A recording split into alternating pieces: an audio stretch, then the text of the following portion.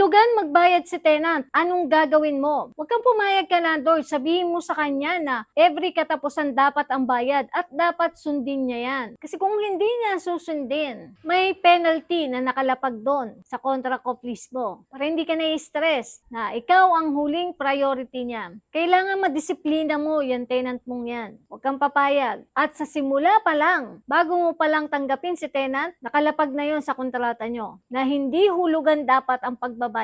Kung katapusan, ang due date, katapusan. Kasi obligasyon naman talaga niya magbayad ng renta sa tamang oras. At dapat buo yun, hindi hulugan. Dahil ang paupahan nga ay negosyo, hindi nga charity to. So hindi ka pwedeng pumayag na laging delay si tenant mo. Maapektuhan kasi yung operation mo ng paupahan. At kung dyan ka pa umaasa ng pangkain mo, pangbayad sa matrikula ng anak mo, may hirapan ka at magigipit ka. Plus, may maintenance din naman ang bawat paupahan. Bukod doon, meron din tayong binabayarang amilyar at taxes pa quarterly. Kaya marapat lang mga ka-landlord na maghigpit ka pagdating sa bayaran sa paupahan. Ipatupad mo kung ano ang tinala mo dyan sa contract of lease. Kung sinabi mo tuwing katapusan ng bayaran, dapat tuwing katapusan magbabayad si tenant. Ganun ka-landlord, galingan mo sa pagmamanage ng paupahan mo.